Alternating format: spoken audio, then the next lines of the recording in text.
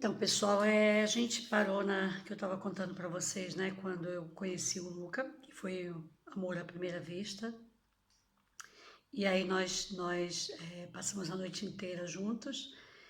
Depois eu consegui sair da casa da Rosa, consegui alugar um quarto numa casinha, sempre ali a Forli, com aquelas duas meninas que eu até mostrei para vocês no começo. Duas estudantes, né? Eu morava com duas estudantes e aí eu fiquei morando ali. E aí depois que eu comecei realmente a ficar com o Luca, ele começou a vir todo fim de semana para minha casa. Então, assim, eu passava a semana inteira fazendo as minhas coisas, trabalhando e tá. A gente não se via, mas aí quando chegava na sexta-feira à noite, ele, tuf, na minha casa e só ia embora ou no domingo à noite, ou às vezes na segunda-feira de manhã, bem cedo, porque ele tinha que trabalhar, né? E aí no começo teve as nossas diferenças, porque ele sendo romagnolo, não tendo uma relação assim muito aberta com a mãe e com o pai, sem conversar muito e tudo mais, ele, na cabeça dele, a mãe dele nunca ia me aceitar e o pai dele também nunca ia me aceitar. Só que quando a gente se conheceu, engraçado, quando eu conheci a Paula, que foi a primeira vez que o Luca veio no Brasil, eu estava careca. Eu conheci os pais dele depois que nós voltamos do Brasil. O primeiro ano que ele veio no Brasil, a gente fez o carnaval junto. Eu vou ver se eu acho foto para mostrar para vocês. Nós fomos pro carnaval e, e ficamos o quê? Ficamos 3 semanas, né? Que aí nós fomos pro Rio, desfilamos na escola que estava homenageando a Nana Caymmi.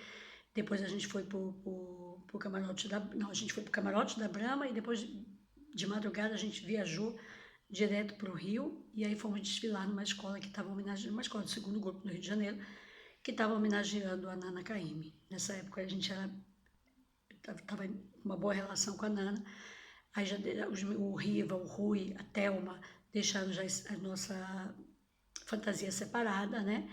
E aí a gente já deixaram tudo pronto pra gente, e quando nós chegamos lá, aí foi quando eu conheci primeiro o David, o irmão do Luca, né? Que ele foi levar a gente no aeroporto. E aí eu conheci o David e tal, me olhava assim meio diferente, né? Meio estranho para ele. E aí ficamos no Rio 3 semanas, que foi maravilhosa, eu morrendo de medo, porque o Luca lindo, lindo, com aquele olho azul maravilhoso, e eu com a mulherada tudo, né, querendo pegar ele, os bichos, gente, uma loucura. Aí a Rosa, minha amiga, minha comadre, falou: Ivete, vou te ensinar uma coisa. Todo dia você dá pima na chulipa, tu vai ver que ele não vai olhar para nenhuma outra mulher. Foi dito e feito. Todos os dias pimba na chulipa, aquele caldo maravilhoso, um calor, e a gente, né, qualquer momentinho que a gente aproveitava, estava lá dando uma pimba na chulipa. E aí a gente não olhava para ninguém. Olha só, eu era a visão dele, né, de mulher. Claro que estou brincando, que ele olhava para as mulatas, ele via as meninas no carnaval e tudo mais, ficou encantado, mas parecia uma criança dançando no carnaval, foi muito lindo, foi uma experiência muito maravilhosa com ele.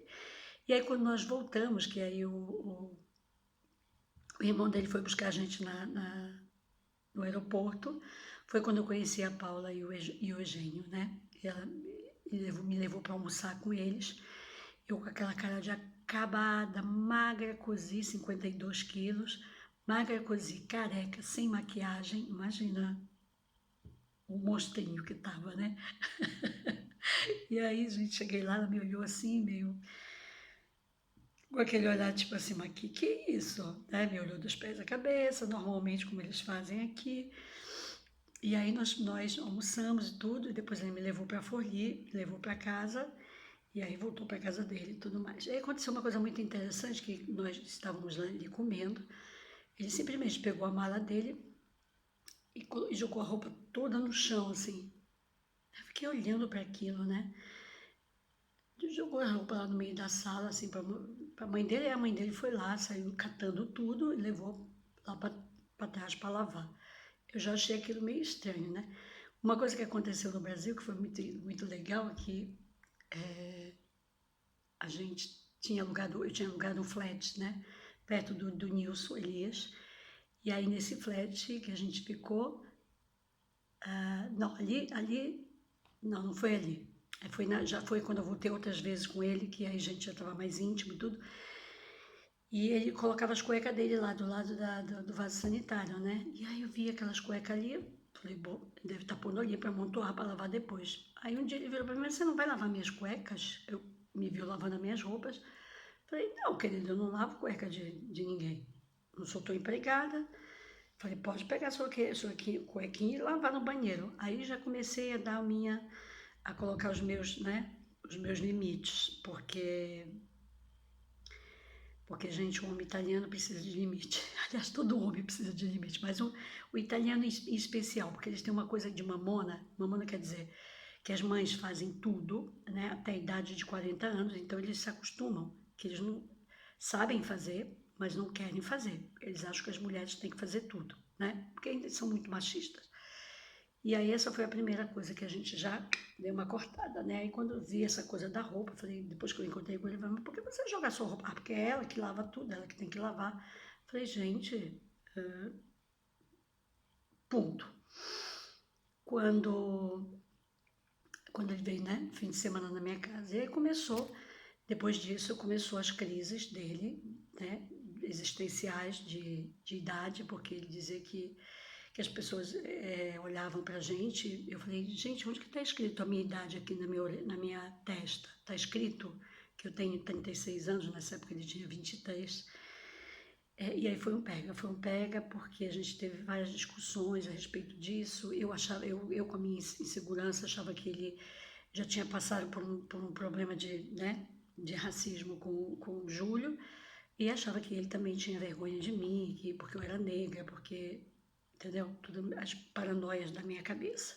E ele dizia que não, mas uma vez ele me comprovou que ele tinha um pouco de vergonha assim, porque a gente foi fazer com um grupo do Marcos Anotti e a gente tinha um ensaio, porque eu ia cantar com eles e tudo mais.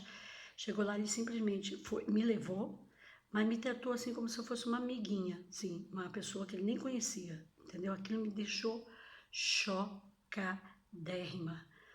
No outro dia, eu chamei ele, a gente conversou, eu falei, olha, foi ali que eu dei um basta, eu falei, não, eu não preciso disso. Se você quer ficar comigo, você tem que ficar comigo e gerar comigo de maneira que as pessoas saibam que eu estou com você, porque eu não quero ser um fantasma, entendeu?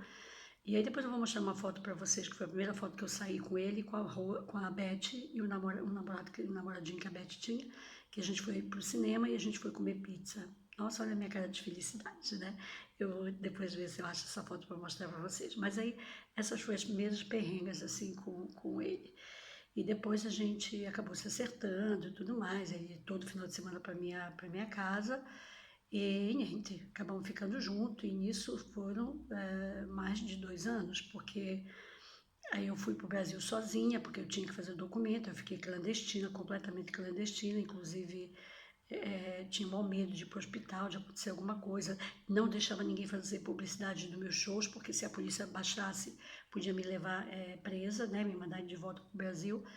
E ainda a Nádia, algumas vezes, mas você não tem medo de ser denunciada, não sei o que. Eu já fiquei com o pé atrás com essa história. E aí nada, né? Fui levando. Aí quando eu fui para a história de Bolonha, do Numa Boa, eu tinha que ir embora para o Brasil para poder reentrar, para poder fazer o permisso de soggiorno para trabalhar no Numa Boa, né?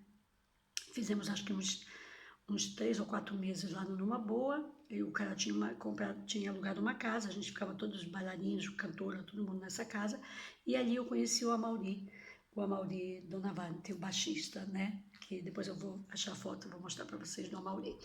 E foi ali que eu conheci o Amaury no Numa Boa. E aí, dali, eu já conheci o Mauro Tichetti e o Mário, e o Mauro em 2002, acho que foi o segundo ou terceiro ano eu não lembro, gente, do Brasil Festival, e eu abri o show do Chico César, né, aqui em Bolonha. E aí foi quando eu conheci também o Chico César, né, a gente fez o Chico César, ali com o Maurício De Gasperi, que ali já veio substituir o Talhata, né, que era um sanfoneiro.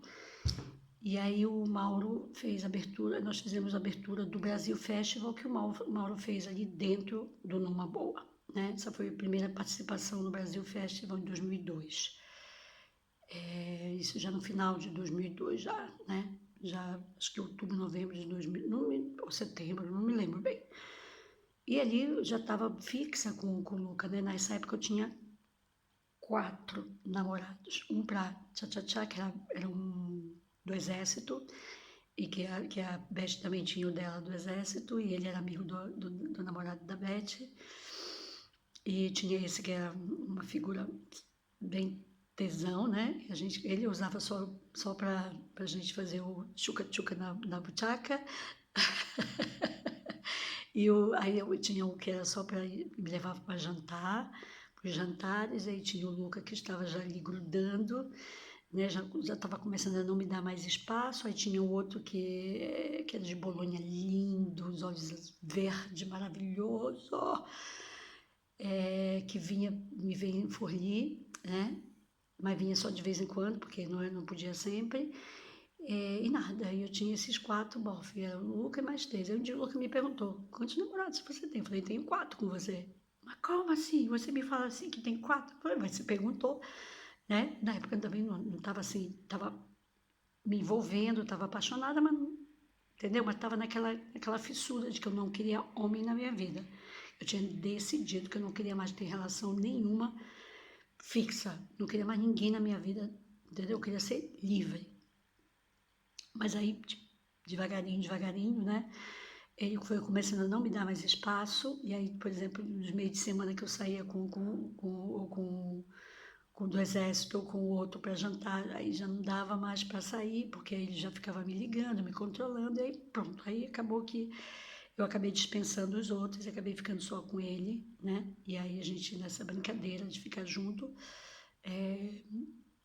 foi quando eu decidi, depois em 2004 eu decidi voltar para o Brasil. Né? Olha, de 2002 já tinha passado 2 anos, eu aqui completamente clandestina, aí eu decidi voltar para o Brasil. E agora eu vou